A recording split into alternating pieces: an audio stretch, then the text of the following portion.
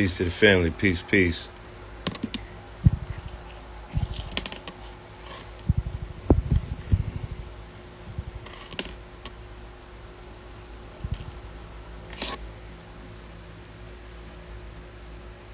All right, all right. Yeah, man, they gave me access to my live. I was blocked and restricted for about a month. So yeah, they done let the wolf back in into the hen. The what do they call that? The wolf into the chicken shack. Dig.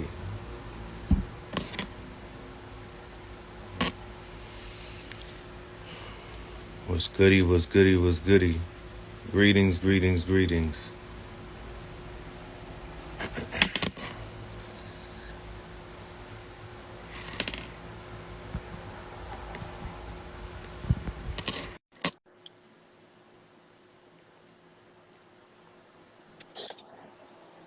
There the legend go. Hey, you back, huh? Uh, I said, you back, huh? like I never left. You know what I'm talking That's what I'm talking about. What happened? about? Man, they had me like they boozy badass. Yo, do you know that me and Boozy were born on the same day? That's my dark hermit twin. Oh, for real? Yeah, yeah. Me and him born on the same day Mm. out here.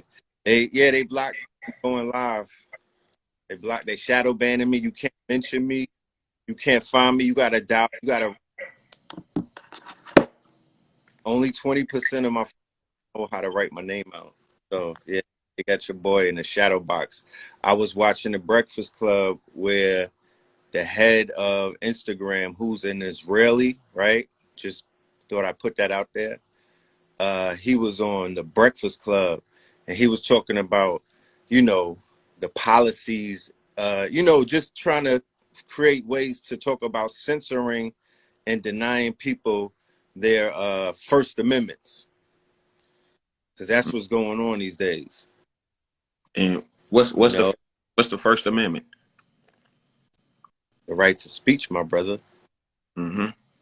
Nah, I just wanted to hear you say. They denying they denying people to speak on platforms, right? Based off of the impact that their speech is having on the minds of the collective. And the powers that be have come together and said, you know what? We see the results of this. Like we're feeling the weight of this. So yeah, the information is coming from social media. The information is coming from what they used to call conspiracy theorists.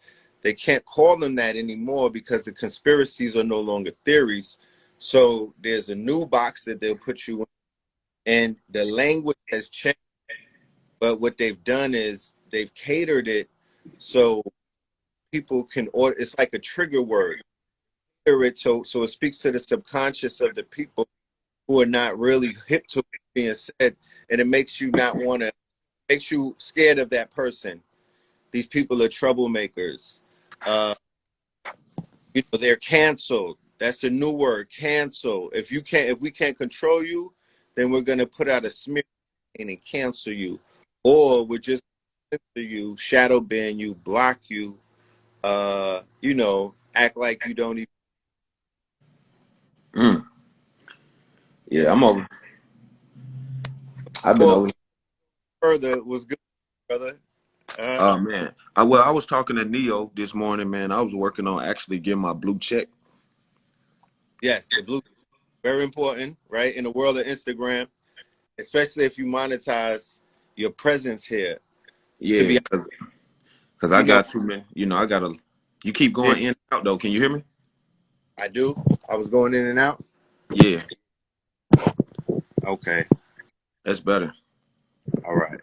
But I was just saying that I was talking to Neo about getting my blue check because I got too many scammers creating fake pages of me.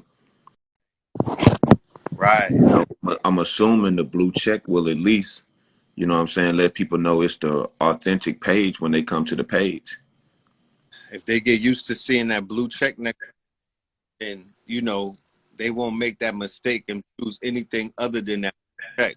To be honest with you, the world that we live in, people are really only, to be honest with you, if you stand behind a blue check, that's the only really, that's the highest sign of authenticity in this social media realm.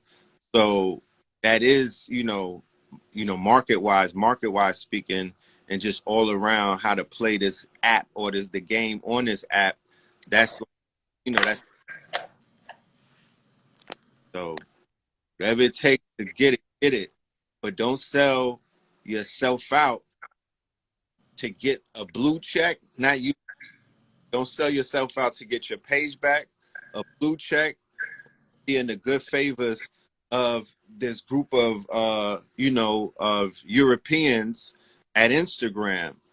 Like up this morning. No, matter of fact, in my inbox last night, somebody sent me a three. You know how plays come in 3 acts. Mm-hmm. All great stories are in 3 acts, right? The first act, you got Boozy, my dark Kermit twin, right? Because we born on the same day. He's cursing out the head of Instagram because this is the legend of Boozy, the street legend. This is my guy who's been mad, in a lot of pain on wax, helping to increase the murder rate for years now. And if you fuck with Boozy, is her, rumor has it, you know what I'm talking about? I don't want to, allegedly, you could come up missing, right? One clip, he's cursing out the Instagram, like, yo, you took my page, the woman who I had on my page, but she was naked, but she was covered up, right?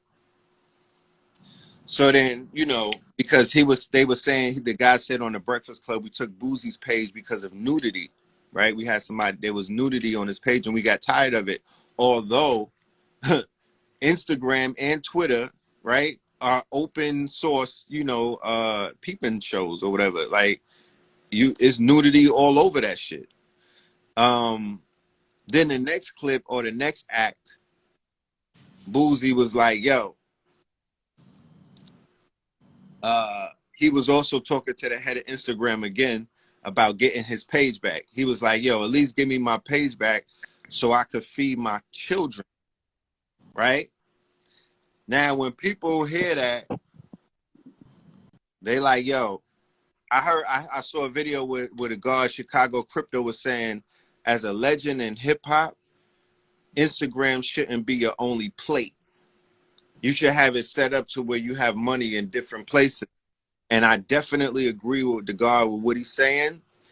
But I also know, economically speaking, the way that digital money is set up these days, if you have an Instagram page with 10 million followers, 10.5 million followers, anything that you sell, anything that you're doing, anything that you put out there, if you want to monetize it, like that's an order that's money that you get used to. That's some of the easiest money that's out here in these streets, you know. So I can imagine, because I know what a page with 100,000 followers can do, in this digital, in a digital economy. I can imagine with somebody who got 10 million followers. So Act 3 of this whole Boozy, Boozy Theater, he's doing a commercial and telling everybody in Louisiana to get the jab, right? He's like, look, if you're going to come to Boozy Weekend, we're going to be smoking, we're going to be drinking, there's going to be strippers, there's going to be, all kind of, ratchetness taking place. You know what I'm talking about? Mm-hmm. We're going to be turned up. As you, when I was talking to you, it kept, the ball was spinning and whatnot. I don't Oh, know how it looks on my end. you see right now? Can you see me now? Yeah, I see your screen, but it's like I could see you, but it's still freezing a little bit. Oh, I'm gonna go out and come back in. All right, do that. So yeah, they have the guard. Now they have Boozy Badass, the same way that they caught Juvenile, who happens to be from the NO, right? Now they got the bro Boozy telling everybody, you know what I mean, to come to this show and to be in this arena. This I think is outdoors. You should take the jump off, right? That's the smart thing to do. And it's like we know that there's incentives that are attached to giving out the vaccine. This is a new precedence, right? In the world of medicine mixed in with income streams and other things, this has set a new precedence. They giving out free weed, free Metro cards, uh, free tickets to the playoffs. They giving out all kind of free shit if you take the jab. So now they got my dude Boozy pushing that, and my whole thing is, damn, look at how social media addiction, you know, is dominating. It's so you know it's underestimated. We don't talk about how powerful this draw is, or how strong, you know, that addiction may be, or how much the attention economy has people possessed to whereas they're just doing anything these days, you know, just to be seen. And the thing about these platforms, you know, the platforms, the people that are behind the platforms, they're not just business CEOs who understand the complexities of running a digital platform. These are neurosurgeons. These are you know, these people are major in the study of human activity, brain activity, you know, neurosciences. They're studying your behavior. They're collecting data based off of your browsing behavior, your shopping behavior, you know, your searching behavior, all of these algorithms, right? Like they showed you in Space Jam 2, algae rhythm, right? You know, Al Gore, algae rhythms, you know, these are very important. These algorithms are, these are real. They're being utilized by these platforms to make them millions, billions, and trillions of dollars. There's a documentary called Social Dilemma. Yeah, that was fire. I recommend, highly recommend, if anybody didn't see that, do your due diligence and watch The Social Dilemma. It will paint it ain't gonna paint the whole picture, but it'll start painting. It'll start to it'll get to painting. They know exactly what they're doing, brainwashing people. Exactly. Exactly. Social media 3.0. I would say that we're in social media 3.0 at this juncture in time. And I feel that they have it marginalized to the point where they could control the they have a greater grip on controlling the global narrative. They've tightened that grip up in the last year and a half that we've been living in this new age that we live in. We live in a new age. We live in a new epoch. We live in a new era. We live in a post-conjunction world. We live in an official age of Aquarian world, but we also live in a post-COVID world. You feel me? We live in a post-COVID world. If it's the great reset, then call it that and treat it as such. If it's the great reset, then some shit has reset. The numbers have reset. We live in a BC and an AC. This is post-COVID. The world has changed. Okay. There's been a reset. The economies are different now. There's newer economies, but the old paradigm has shifted and has changed. That's a factory. You know what I'm talking about? Like, that's a fact. That's undeniable. The way the overall mental health of the planet, from animal life to nature and in human behavior, that shifted, right? I would say the global index on where we are collectively energetic wise, it didn't continue to go up. I would say that it went down a little bit. That stock has fluctuated, right?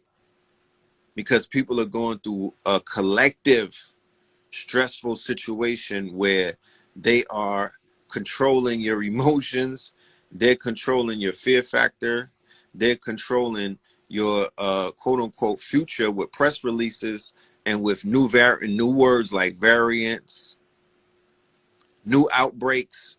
You know, they're pulling and pushing, pulling and pushing. They one hand, they doing a 3-card Monty. You catch one cup and you win the game. Then they started a new game over here. Then you got to play that game, and you might not catch them with the cup. Then there's another game that takes, like, they got all of these games going on.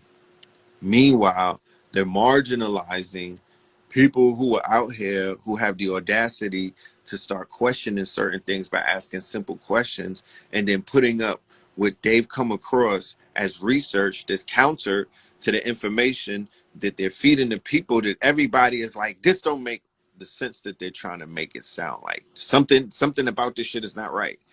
Even people on what will be considered to be the dumbest levels, you know what I mean, who don't have access to much, they're like, nah, this ain't it.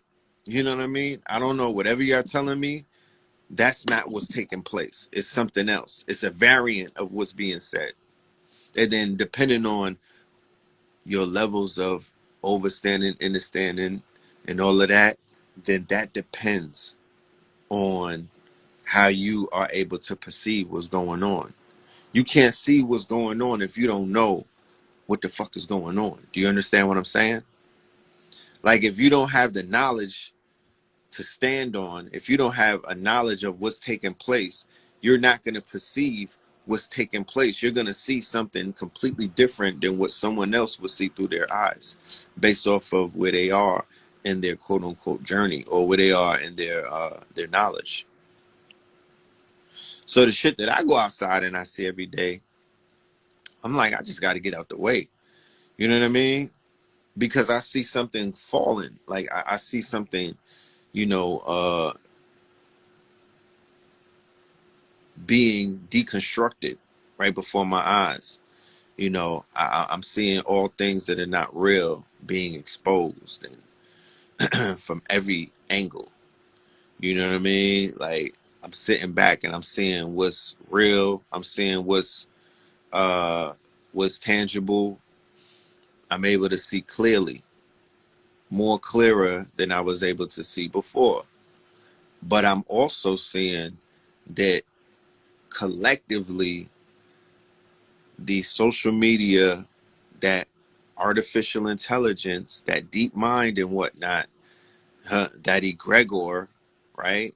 That program is beginning to create a lot of, you know, tension, confusion, deception. Look, there's a whole campaign to say that, yo, if you didn't get vaccinated, you out here making people sick. Everybody that I know that don't got no vaccination, they not sick. So who are these people that they're talking about? Who are these people that they're talking about?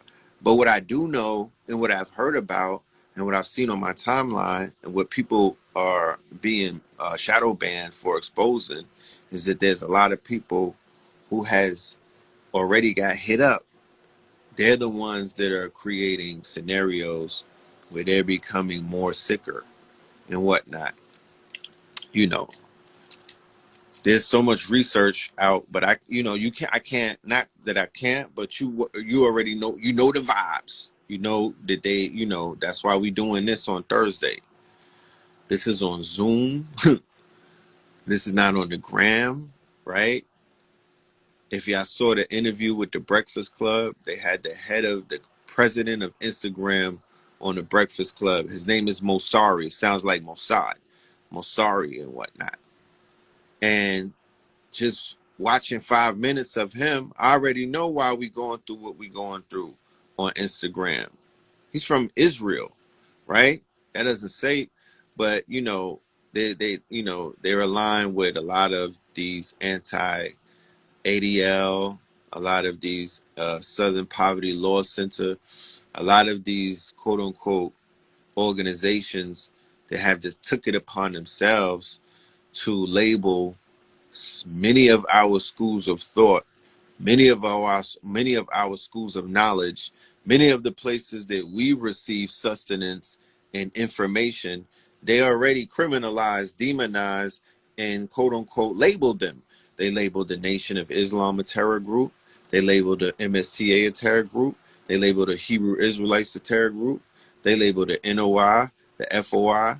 They labeled the gods and the earths a terror group. My nigga, they done labeled they fucked up everyone's credit with these organizations.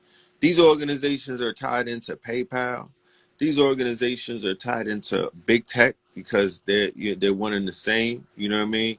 There's a campaign going on, and that campaign is uh, it's a cleansing, it's a purging.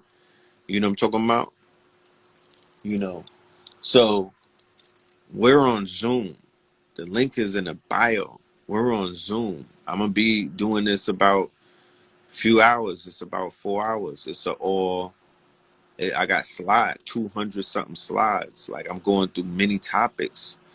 You know, critical race theory. Although I'm not a proponent of it, I see that it's a Hegelian dialect. I see what they're doing with it, but just the response that's being made, this being created as a result of it being proposed, the list of the states that I have and what it is, the mandates that they're pushing in order to teach children, not just our children, children in general. Because if there's a race of other children that don't know who the hell we are, because I don't know about nobody else. I'm talking about us. I'm talking about we. I'm in France right now. I'm saying we. Out, you know what I mean? We the people. And to be honest with you, that has to be redefined, and it has to be, that's too broad of a statement because it's not everybody. But we the people, my niggas,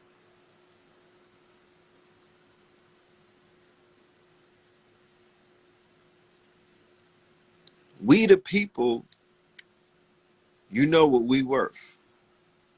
You know, we the people, we got it coming to us. So Fear of a Blackamoor Messiah, which is on Thursday at 9 p.m., we're going to be getting into the critical race theory. We're going to be talking about, because in the critical race theory, what's taking place is they're saying we're not going to teach, because if children of other races don't know about who we are, then they're not going to treat us. They're not going to move. They're going to be as ignorant as we were. So it's important that all nations learn about who the other nations are. And we don't even know who we are all the way. Even we, the people, don't know fully who the fuck we are.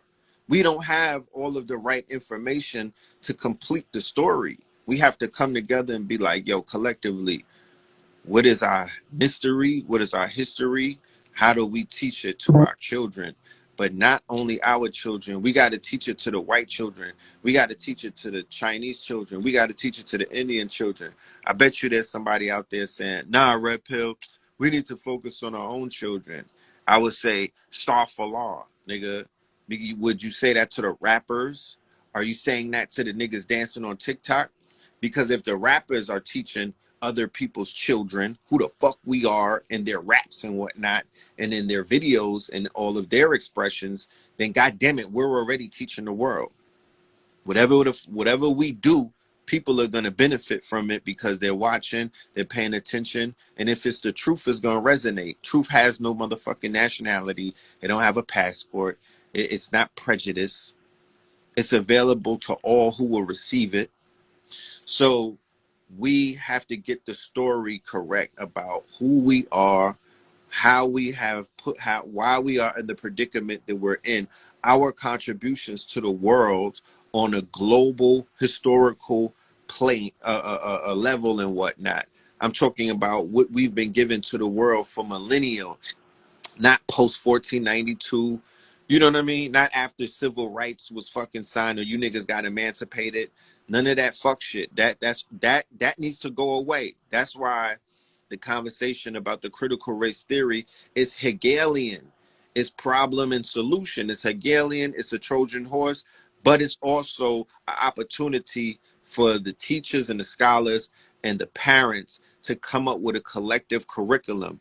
We have to develop a curriculum that we're going to teach our children around the world about who we are and who we're not.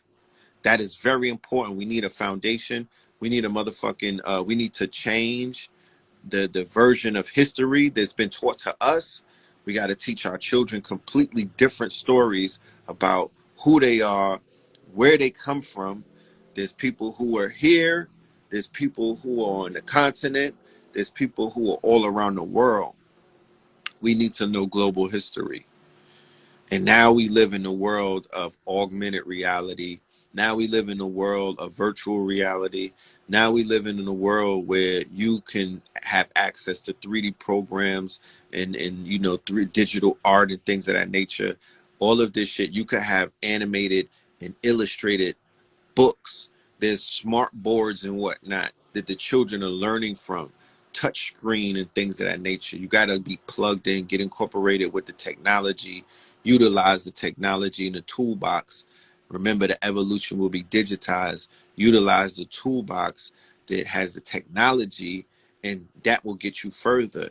And that speaks the language of the children. If anybody has children out there, you already know the language that they speak is technology, nigga. They speak in technology language. That's why they're in front of the computer or the phone and whatnot, and they're plugged into the metaverse. So we have to create assets that meet them in their world. You have to digitize your motherfucking message. You have to digitize your history. You have to digitize your story. You have to correct whatever errors that they've been putting out there. They have to tell the Moorish saga. They have to tell the story about Kemet. They have to tell the story about the creation of what you know now as the United States of America. Whatever they were teaching us in school is erroneous. You feel me? So I just feel, you know, as a collective, it's time to, because I'm not going to just give you the problem. I'm going to present the solution because the solution is attainable.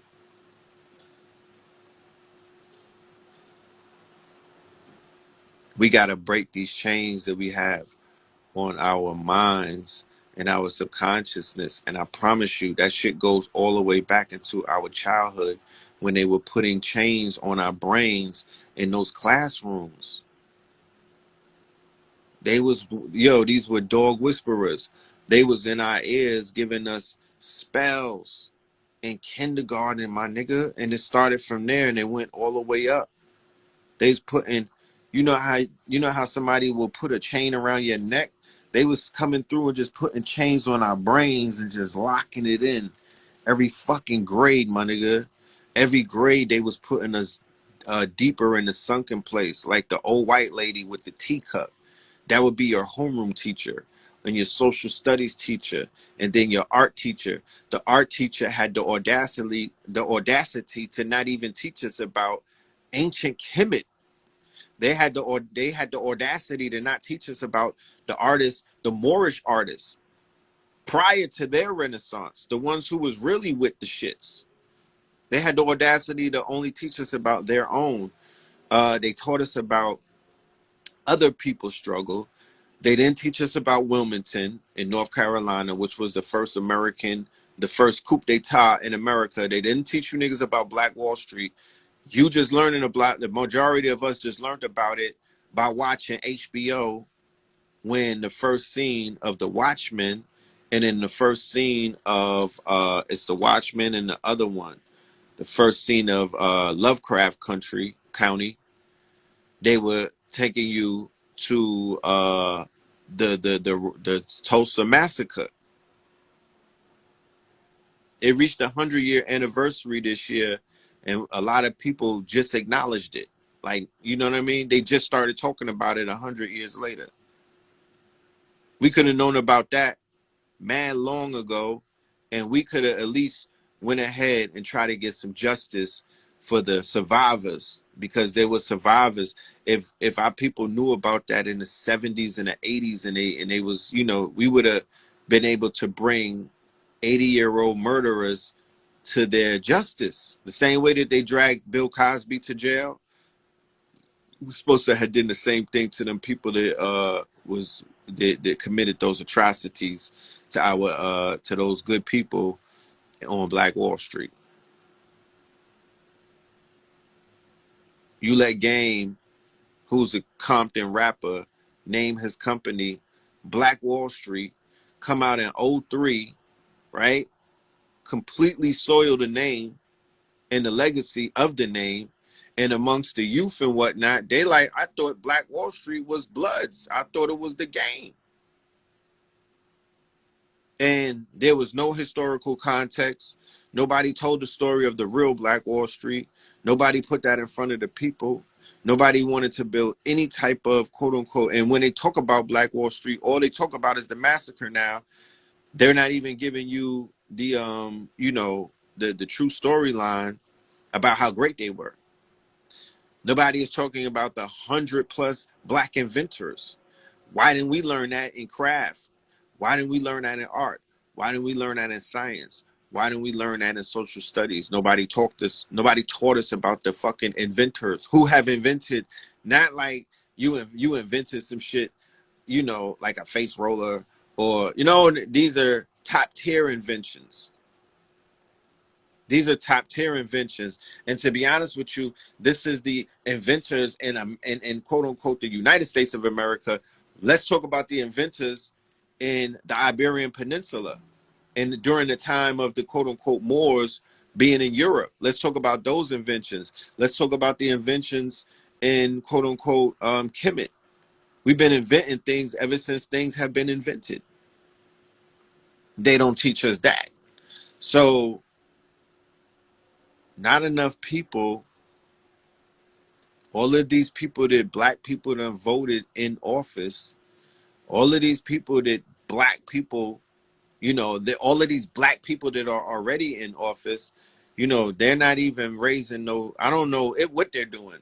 You know what I mean? And I'm not looking for them to do anything. I'm just showing you that, you know, reiterating the fact that, you know, either we're not playing the game correctly, you know what I mean? The politics game, or the game is being played on you.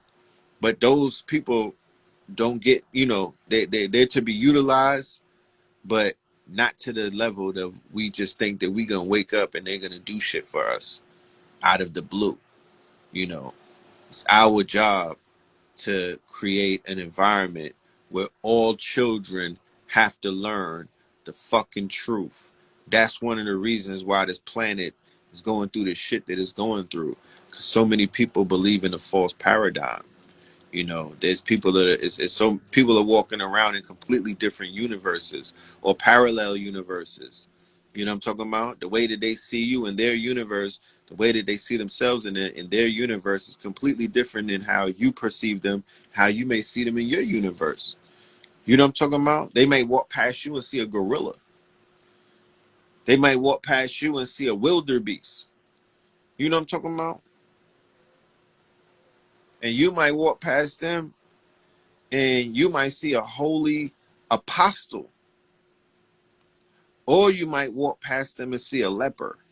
You know what I mean?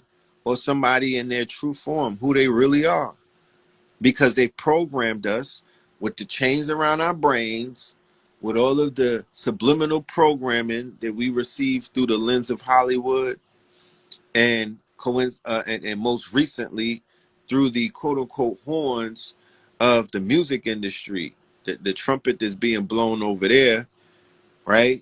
Because music is spiritual. Keep in mind, I talked about this before. The ear is a cave, right? The ear is a cave. The eye is looking outward. And to be honest with you, the eye is interpreting light.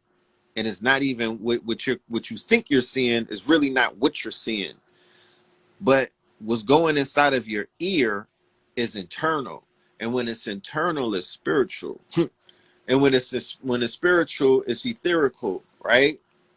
And music being so malleable, it goes through the soul, it goes through the spirit. You know, the music is of utmost importance. Once they conquered the music, and then to show you that the music been conquered, and to show you that something has went kind of, you know, we got to pay attention. Go and watch the documentary Summer of Soul. Go and watch the documentary Summer of Soul. It's on Hulu. And Summer of Soul, they are gonna, and we're gonna talk about that as well. Summer of Soul shows you how the energy of the people through the music and things of that nature was of a certain frequency back in the 60s, when they were on point and they were making music to reflect the times, right? In a more powerful way. Then when they had the gospel singers and whatnot, you know, even though I don't identify as Christian, if I hear somebody like Mahalia Jackson singing about the Lord, my nigga, I'm going to apply it to whatever that Lord is in my mentality, in my world. You know, it could be interpreted. So they were singing with a purpose. They were. You see that documentary Summer of Soul on Hulu? Nah, I ain't see it. All right, well, check this out. Don't see it by yourself. You might as well, you know, with one of your, you know, with your bae, because that, and you being from gospel singing, they had the great gospel singers up there. They was going in, Oh, for and they, real? huh, I said for real. real, and they had people, right? They had Nina Simone. It was a six that took place in Harlem back in '69, right? Back in '69, the year when we was, this was the block of culture. This was the blossoming of, you know, many of that. That's really, to be honest with you, that was the blossoming of the era that we're in right now. You know, Mm. that came the '70s, where you have, you know, the Farrakhan's of the world, the Malachi Z. Yorks. You know what I mean? Mm-hmm.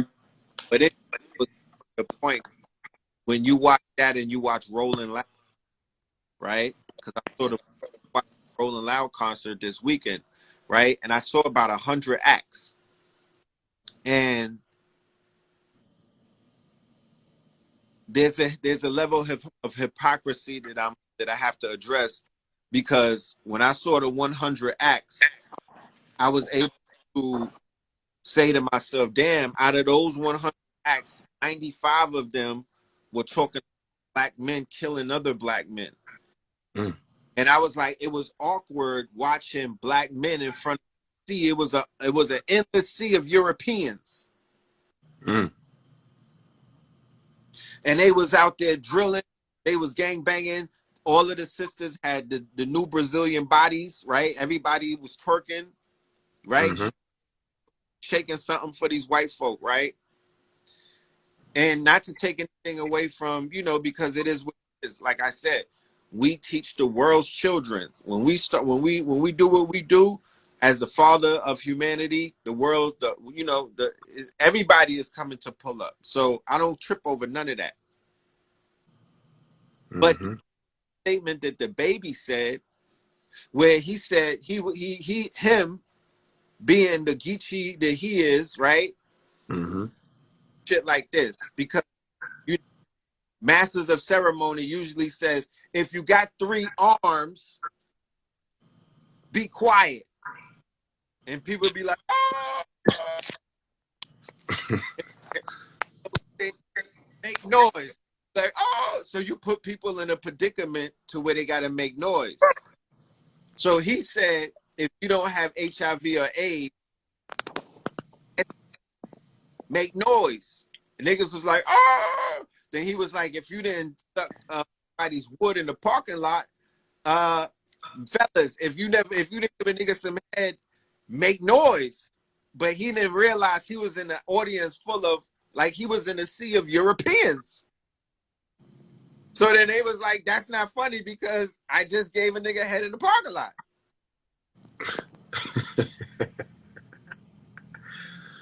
But they made a ruckus about that, right? Even though it could be what is considered insensitive, he was using the art of negation, right? If you know, if you don't eat garbage after midnight, make some noise. And then people in the audience that eat garbage is like, yo, that nigga's trying to diss us.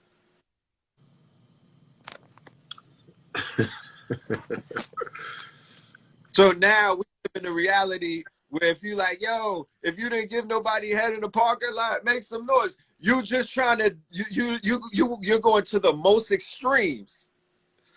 But that's bothering people's nerves. But they were standing through they went 3 days straight of listening to black men killing other black men. There was no tweets about that. That didn't bother nobody. That didn't worry the sponsors. The sponsors wasn't worried about that. The sponsors wasn't about black women talking about selling their bodies and whatnot, all of these ways. But the minute that you use, because he was saying it in a way where they're trying to frame it, he was utilizing ceremony tactics. If you got 3 legs, be quiet. And niggas like, oh, I mean. Yeah. But nobody has a problem with the content that's being, quote unquote, niggas is dropping names of people that they killed. Yo, we smoking on da-da-da-da-da. And I'm like, Rolling Loud is promoting this. Rolling Loud is bankrolling this. There was no consciousness. If you would, nobody ever rap if you were just following the lineup of Rolling Out, because it's 1,000 artists that they have, and nobody is talking about nothing. It's turn up. Get it twisted. I'm not saying nobody's talking about nothing, because they doing what they're doing. They're making music. Music is not supposed to be made to free niggas of their mental bondage, first and foremost. But what music should not be doing is helping to put niggas in mental bondage, because if it's doing that, then I would rather it do the other. You dig what I'm saying? Mm-hmm. Nah, I got you 100%. I understand. But music is one of the highest. I don't mean to cut your wisdom, brother, man. No, you good. Just ended by saying not one of the highest, the highest art form is music. That is the highest expression. It's spiritual. It's etherical. It's magical.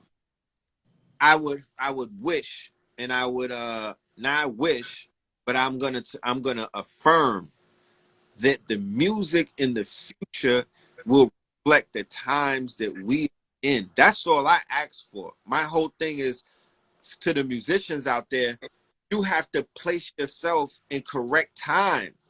If 100 years from now I was to pick up the music and listen to it, I would place these niggas in a different time zone than what they're in. Everybody talking about selling crack. Niggas talking about, they're in a loop, and they're talking about stuff that took place so long ago, when they got people that are penetrating the quote unquote the firmament, trying to penetrate the firmament and go out of this planet. Mm-hmm. You niggas are still rapping about moving packs, but you didn't move Zimmerman out the way. You didn't move, you know what I'm talking about? You didn't move enough packs to pack your fucking to pack the real estate and buy back the, Mm. you didn't move enough packs to where you got a super pack and you're impacting politics. You didn't get to that level yet. We still waiting on that. And to be honest, it's late because this whole shit is federal. Well, let me ask you this. Yeah. Why is it that in our culture we be so quick to cancel each other? But you brought the name up, George Zimmerman, and he out here signing Skittle packs, but we ain't cancel him. Well, it's easier to pick on the low hanging fruit. You know, people have been reminded of the fact that the fantasy world that they live in and exist in the real world are two different places. And in the real world, the power that they thought that they don't have. In the fantasy world, they do have it. That's that gangster rap shit. And that's the fact that, all right, we'll go along with the fact that everybody thinks you niggas are tough. You know what I mean? We'll play your game. But in the real world, you're not. So what do they wind up doing? They wind up taking it out on each other. That's where cancel culture comes from. You know what I'm talking about? Only the powerless engage in shit like and things like that. It's called groupthink. It's another form of it's bullying in a sense, transgendered. So we only want to be gangster towards our own race. It's easier to be gangster towards your own when you're mad at another people and you're scared to do something to them. So you're gonna take it out on your own. It's domestic, my nigga. Mm. You know, it's domestic. It's a form of domestic violence where fratricide is up. You know, killing each other, even in peace. You know, it's a direct result of being bullied or being, you know what I mean, or somebody aggressively moving on you and you can't push back. Mm. You tear your house up. You start tearing your environment up. You destroy everything around you because you're holding in something that's eating you up. Mm-hmm. These niggas was supposed to explode. They supposed to detonate last year. You know what I'm talking about? And they sizzled them out, and they continue to do because they control media. They control the buttons. You know what I mean? Joe Button. They control the button. They know how to push the buttons. They control the media. They control social media.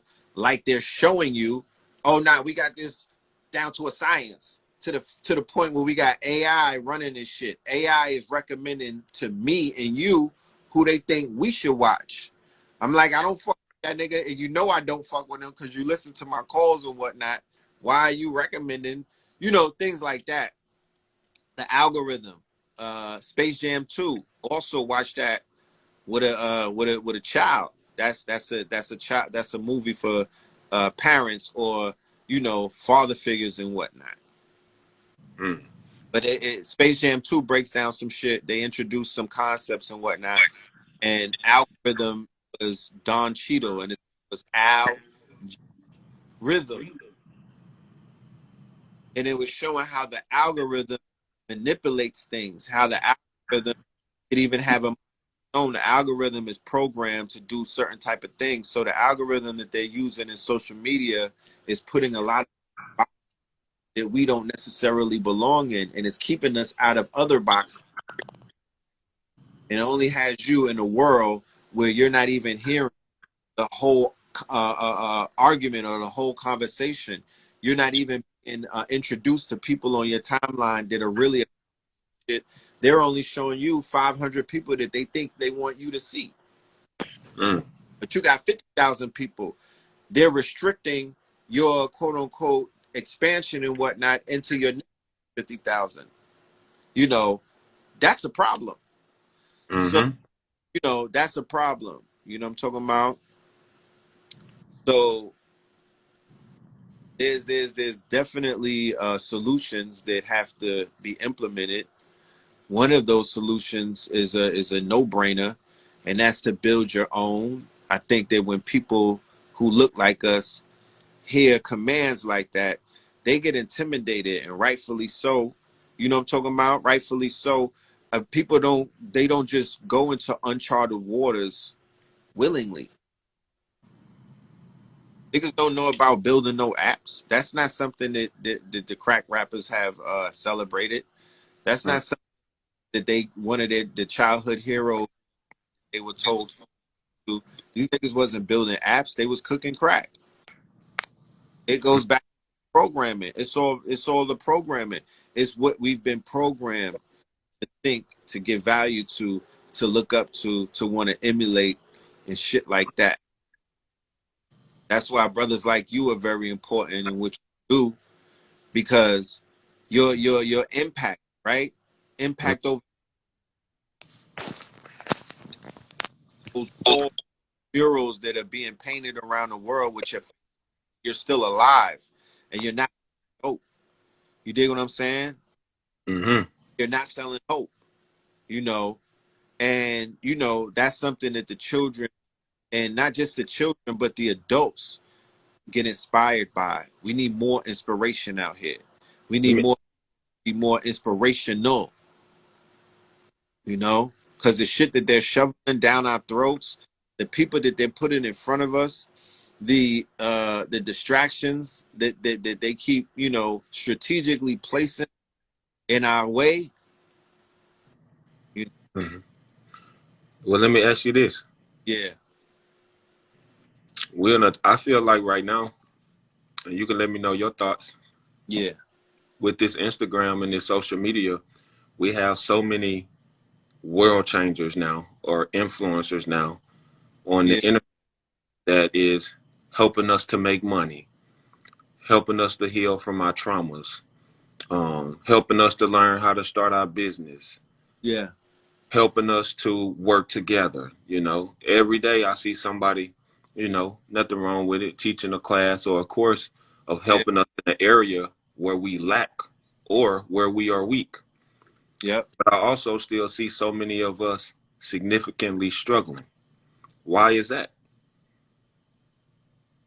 Mm, You got a million teachers. right.